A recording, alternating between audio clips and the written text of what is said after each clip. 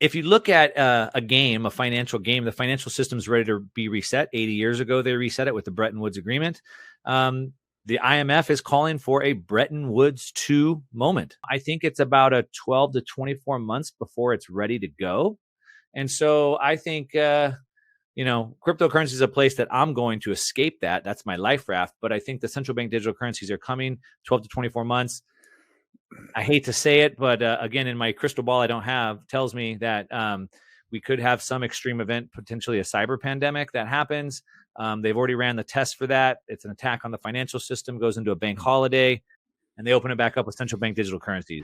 Mark Moss is an amazing guy, a friend of mine, and recently I had him on a panel where he was talking about the Great Reset could only be 12 to 24 months away, that right now, unemployment actually with prior metrics is around 25%, and there's some stuff that you can do right now to prepare yourself for the Great Reset. My name is Bronson Hill. I'm CEO of Bronson Equity. We do multifamily investing. We help people get passive income through real estate by investing in apartment buildings. And we're going to jump into this conversation with Mark, and he's just going to just break it down for you as exactly what's happening in the world right now. Well, I think where Rick ended it is kind of a perfect segue, right? I mean, the market is definitely different, and so he kind of started going back into the 1970s, and things were a lot different in the 1970s. People weren't as invested in the stock market back in the 70s, and so George was making a good point, which is like people probably aren't prepared for the stock market crashing and maybe consumer prices going up at the same time. And so today we're seeing in a different situation where people have a lot of their wealth in the stock market today, have a lot of their wealth in the homes, and so that was a lot different in the 70s. And then we talk about, is it going into a recession? Well, how good is the economy doing right now? Right. Sure. Biden says that unemployment's at 3.5%. But if we go back to how it was calculated just 20 years ago, we're at about 25% unemployment. It's no wonder that we see help wanted signs everywhere when supposedly we have, record low unemployment right now. And so I would say that we're in a recession, the economy is doing bad. And I think, we saw, especially in March 2020, the market and the economy got disconnected. And so, it's really hard for people to think through this and navigate what's going on exactly. Measuring inflation with a single number, for example, is a problem. And so the other thing is that it's pretty ridiculous. We're at this point in time, and I know things have been this way, but it's definitely gotten worse where George said, can we take them at their word? Or if we do take them at their word, we have 4 rate increases for 100 bips coming or whatever. But it's like, we're all trying to guess what these people might do, what's in their head. And so we're all kind of victims of that. But I would say I probably would agree with George. I think there's a deflation in asset prices coming, inflation in consumer prices coming. I think they're going to probably postpone it, would be my guess, another 18 to 24 months. But again, we're guessing what's in their head, and we'll have to wait and see. So 18 to 24 months, right? Are you ready? I think I got a lot of work to do. I was trying to get into Mark just about the timing of when this will all happen, and he said it's going to happen very soon. So next he talks about really what the government is doing, printing more and more and more money, and really the result of that is really the CPI and inflation is going higher. He calls it the CP lie, right? Because they lie about what inflation really is. It's probably closer to 10 to 15% or higher, and even Mark says there are just many facets to inflation. So let's see that next part. That's right. We have to trust that the government is going to do what they do. We have to trust that our money is going to be, worth something. We have to trust and have confidence in all these things. And we're seeing that deteriorate at a rapid scale, a very, very rapid scale. Ludwig von Mises warned about the crack up boom. And suddenly he said, the people realize that inflation is persistent and on purpose. And they wake up and they won't use the money anymore. So that's what he called it. And so we're seeing this trust in all the institutions breaking down super fast. Mainstream media is trying to hang on to these narratives, but they're being broken left and right. They can't control that narrative anymore. The more they try to censor, the more trust is being broken, the more confidence. And so that's something to keep an eye on. Again, going back to my non-existent crystal ball, what I think is probably more likely to happen is that I think we see a lot of job owning from the Fed. They're going to say they're doing things. As George said, they told us in November they were going to start doing it. They haven't even really done anything yet, and the market's already selling off. And so the markets really move based off of what they say. So they can do a lot of talking without not a lot of action. They can pivot back and forth a little bit on that and try to get the movement out of the market that they need. That's kind of my guess. I think what we see is we have so much debt. We surpassed 30 trillion now for the first time, which is pretty amazing. We've doubled it from 10 trillion or from 20 trillion to 30 trillion just since 2017. And now that it's gotten so big, it moves very rapidly. So rapid swings, lots of volatility that we'll see there. And so I think that's what we expect to see over the next year and a half. They're going to continue to try to tamp inflation down while they continue to stimulate the markets. I think we're going to see more price fixing coming into play to try to control that price increase narrative, as well as we're going to continue to see the CPI basket be reshuffled as well.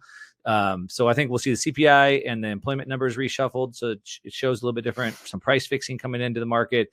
Be aware of, especially in the real estate market in California specifically, lots of talk with, rent increases, things like that.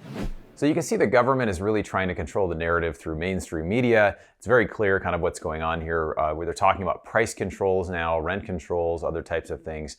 In his next section, Mark talks about Bitcoin. He talks about cryptocurrencies. He says Bitcoin is different from all other cryptocurrencies, and he talks about why he invests in Bitcoin. Bitcoin rebounded from a low of 3,800 up to almost 70,000. And so in a liquidity event, everything sells off and we're more connected than ever before. I like to say Bitcoin, not crypto. So we have Bitcoin over here. We have all the rest of cryptocurrencies. I think mostly cryptocurrencies are super, super, super highly speculative. It's like playing penny stocks. I think most people that play penny stocks like it for fun. It's exciting. They don't think any of those stocks will ever hit the NYSE exchange. And I think the same about most cryptocurrencies.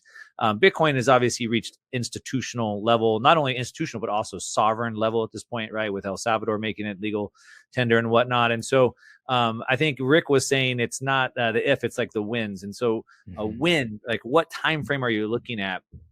And if you're looking in the short term, Bitcoin and cryptocurrencies, highly volatile, highly speculative. I think if you can look over a longer time period, 5 years out, 10 years out, for me, I think Bitcoin is still a very good investment. I think it's the best risk-adjusted investment over the long term that you can make today. But like I said, separating those from cryptocurrencies, and also, like I said, agreeing with George, it's definitely trading like a risk asset right now. It's starting to pump back up. It dropped like the stock market. It's going back up with the stock market as well. That's what I would continue to see. I think I'd mentioned earlier, I think maybe we kind of see this market cycle play out for the next 18 to 24 months. And the reason why I said that is the second part of the question you asked me, Bronson, which is about the central bank digital currencies. And so this is a bigger subject that I'm going to talk about super brief here, but I know George has done a bunch of videos on this as well. And the world leaders, whatever we want to call them, I've stopped using the word elite anymore. They're not elite at anything. I wouldn't hire any of them to do anything for me.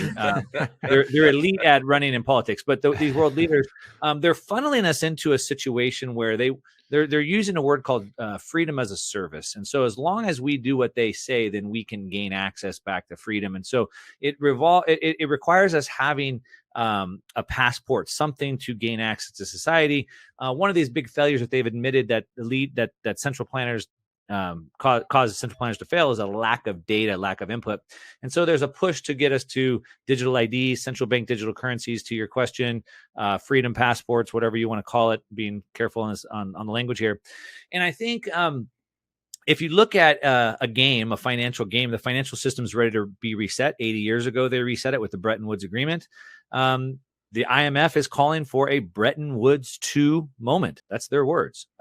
When you're playing a game, there's no more moves. You have to reset the game. When interest rates are at zero or negative in most parts of the world, and we printed $20 trillion in debt in 24 months, or really more than that. And as George said, trying to get those back to real rates or positive rates, it's impossible. So you have to reset the game. They're calling for it. And so a lot of times we talk about, do they want to save the market? Can they prop the market back up? But that assumes they want to.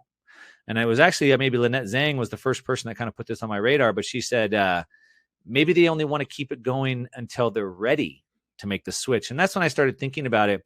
And so if they want to get us in central bank digital currencies, which we know they do, China's already rolled theirs out. The Fed opened theirs up for guidance, I think 2 weeks ago, opened it up for comments. I think it's about a 12 to 24 months before it's ready to go. And so I think cryptocurrency is a place that I'm going to escape that. That's my life raft. But I think the central bank digital currencies are coming 12 to 24 months. I hate to say it, but again, in my crystal ball, I don't have, tells me that we could have some extreme event, potentially a cyber pandemic that happens.